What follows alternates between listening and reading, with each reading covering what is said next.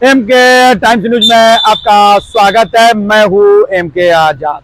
आज हम बात करेंगे कि झारखंड का प्रथम चुनाव समाप्त हो गया और दूसरा चरण 20 नवंबर को होना है।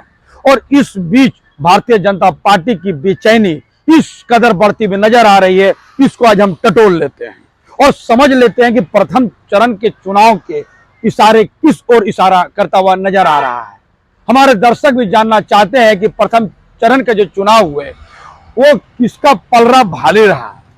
तो मैं कोई एनालिसिस करने वाला, कोई सेफोलॉजिस्ट नहीं हूं, किसका पल्ला भारी था और किसका कमजोर रहा। लेकिन जो इशारे करते हुए नजर आएंगे आप खुद ब खुद समझते चले जाइएगा कि ऊंट किस करवट बैठ गया है और आने वाला चुनाव में ऊंट किस करवट बैठने वाला है।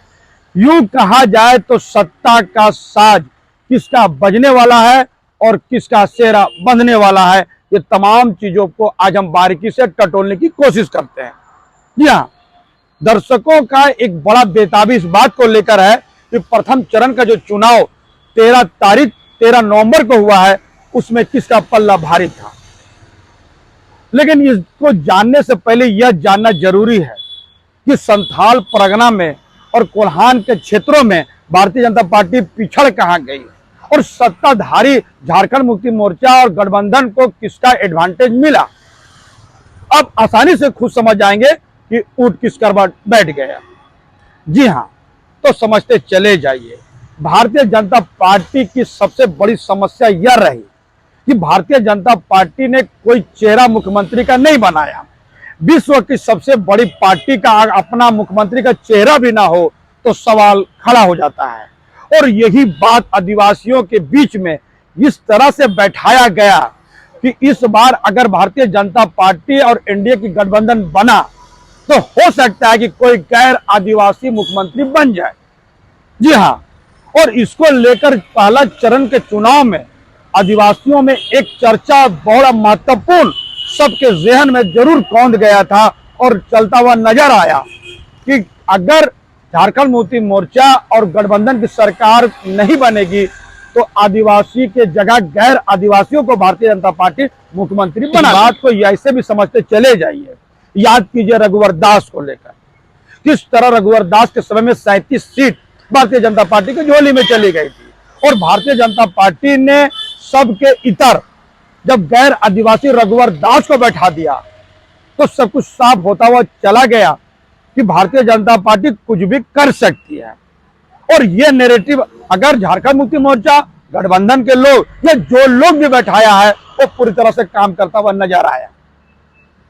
दूसरी बात, अहम बात कोल्हान को लेकर है क्योंकि इस दिन कोल्हान के सरायकेला में अमित भाई शाह का प्रोग्राम हुआ।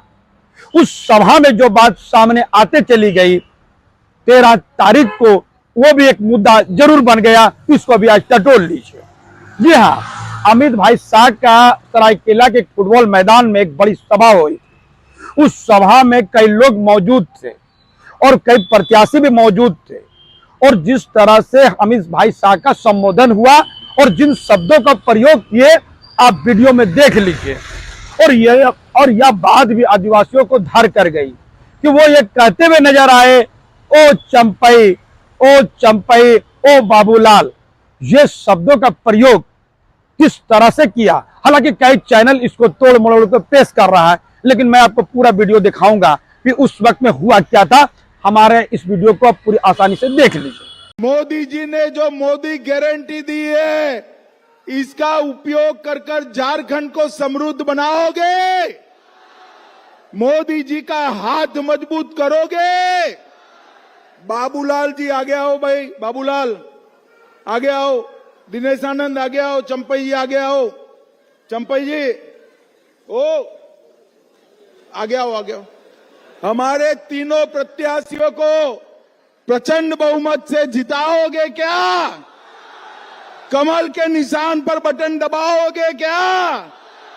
मोदी जी के नेतृत्व में डबल इंजन सरकार बनाओगे क्या? तो मेरे साथ दोनों हाथ उठाइए, उठाइए दोनों हाथ। तो चलिए अब दूसरी ओर चलते हैं। तो कोल्हान में चंपई सोरेन को लाने के बाद जो नैरेटिव भारतीय जनता पार्टी ने गढ़ी थी, उन्होंने कहा कि चंपई सोरेन का उचित सम्मान उनको नहीं मिला। और यह काम भारतीय जनता पार्टी करेगी, यानी उचित सम्मान देगी। तो क्या अमित भाई शाह जिन शब्दों का प्रयोग कर रहा था, क्या वो आदिवासी को ठेस नहीं लगेगा? उन शब्दों से आदिवासियों को ठेस नहीं लगेगा। और राजनीति पर नजर रखने वाले इस बात पर चर्चा करते हुए नजर आए कि इस बात का ठेस और आज भी आदिवासियों को जरूर लगा। और याद कीजिए, यह पहली बार नहीं है।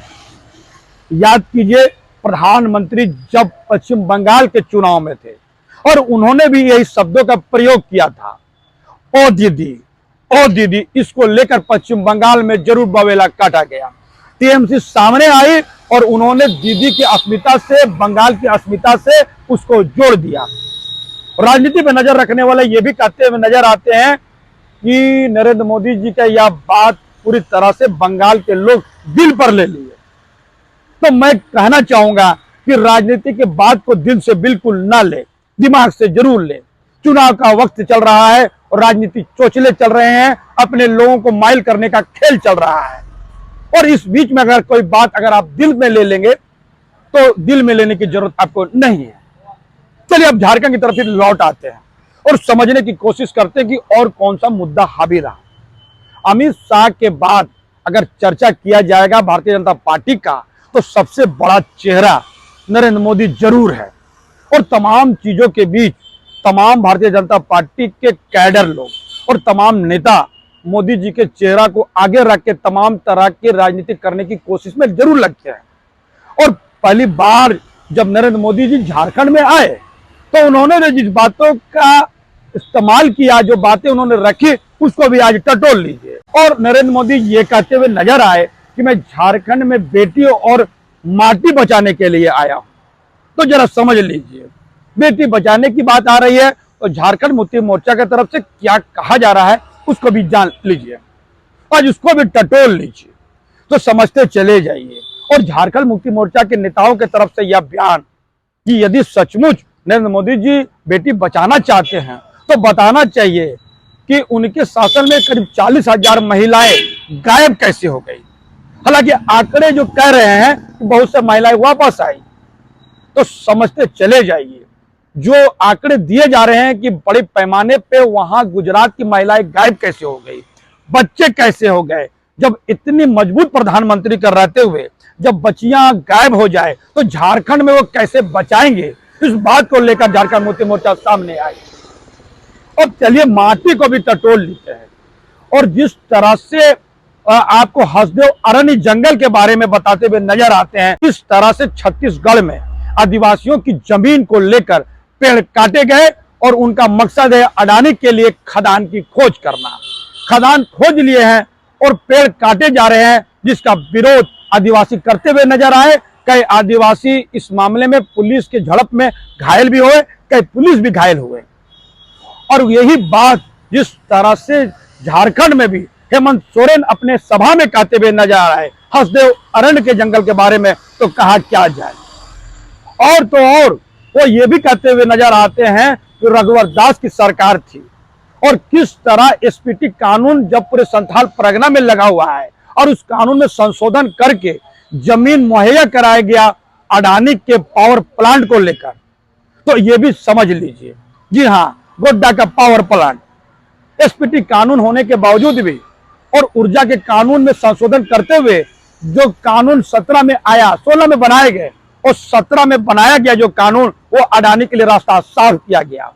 बहुत दिलचस्प है। कई लोग सामने आते हुए यह भी कहते हुए नजर आते हैं कि किस तरह से अडानी के लिए वो पावर प्लांट का रास्ता साफ किया गया। बहुत दिलचस्प है कि बांग्लादेश के लिए बिजली उत्पादन हो रहा है और झारखंड को 1 यूनिट बिजली नहीं मिल रही है और तमाम पावर प्लांट की बिजली बांग्लादेश को चला जाए तो कहा क्या जाएगा। इसको लेकर भी झारखंड मुक्ति मोर्चा सवाल जरूर खड़ा कर रहे हैं, इसको भी आज टटोल लीजिए। जी हाँ, पहले के कानून में यह स्पष्ट था कि कोई भी पावर प्लांट लगेगा तो उसकी 25% बिजली जो है झारखंड को जरूर मिलेगा। लेकिन नए कानून बनाए गए और उसके तहत 1 भी यूनिट अगर झारखंड को नहीं मिले और तमाम बिजली का उत्पादन अगर चला जाए बांग्लादेश में, जो हमारा देश में भी नहीं है, तो कहा क्या जाए। क्या बांग्लादेश के घुसपैठियों पे जिस तरह भारतीय जनता पार्टी सवाल खड़ा करती है, तो क्या वह भारतीय जनता पार्टी यह बता सकती है कि वो अपने पावर प्लांट का जो बिजली है उसका उत्पादन होने के बाद वो बांग्लादेश को नहीं देगा? बिजली का उत्पादन का जो यूनिट है अब झारखंड को मिलेगा, बांग्लादेश को भेजने का औचित्य क्या है?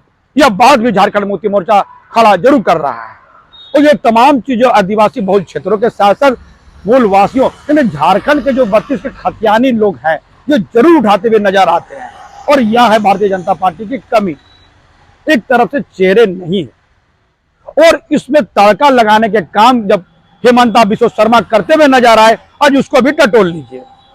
याद कीजिए जब भारतीय जनता पार्टी ने प्लान बनाया था झारखंड फतह करने के लिए, चुनाव जीतने के लिए, तो उन्होंने शिवराज सिंह चौहान को भारतीय जनता पार्टी का प्रभारी बनाया गया और उसको प्रभारी बनाए और उसके बाद सह प्रभारी हेमंता बिस्वा शर्मा जो असम के सीएम है उनको बनाया। और जिस नैरेटिव को लेकर वह यहां आए और जिस तरह से मुद्दे उन्होंने गर्म किए बांग्लादेशी घुसपैठियों को लेकर, तो यह बात भी पूरी तरह से आदिवासी बेल्ट में होता हुआ नजर आया कि बताइए तो झारखंड की कौन सा बॉर्डर बांग्लादेश में मिलता है? जब कोई राज्य का कोई छोर बांग्लादेश से मिलता ही नहीं है तो घुसपैठिए आ कहां से रहे हैं? अलबत्ता आपका बांग्लादेश का बॉर्डर असम से मिलता है, वो बताना चाहिए कितना बांग्लादेशियों को उन्होंने बाहर करने का काम किया। हेमंता बिस्वा बांग्लादेशी घुसपैठियों की बात में बात करते हुए नजर आए, इसको लेकर भी कोल्हान में और पूरी तरह से संथाल परगना से एक मुद्दा जरूर बना। तमाम चीजों के बीच यह बात जरूर है और इस बीच यह भी समझ लीजिए कि प्रथम चरण में जो चुनाव हुए उसमें जो बात सामने आते चली गई, यानी सिर्फ पिछले चुनाव से करीब 1.5% के करीब ही वोट में इजाफा हुआ। बताया जाता है कि बड़े पैमाने पर यदि वोटों का परसेंटेज बढ़ता है तो सत्ता की विदाई मानी जाती है। उस हिसाब से बड़ा परिवर्तन तो होता हुआ नहीं दिखा, यानी 66.51% यानी 66.51% वोट हुए। अलबत्ता कुछ हॉट सीटों के बारे में अगर चर्चा कर लिया जाए, सरायकेला को देख लिया जाए तो 72% से ज्यादा हुआ। वोट का विधानसभा को देख लिया जाए, गीताकोड़ा का विधानसभा देख लिया जाए, वहां वोट का परसेंटेज जरूर बढ़ा है। इसके भी कई मायने निकाले जा रहे हैं, आप अंदाजा लगाते चले जाइए।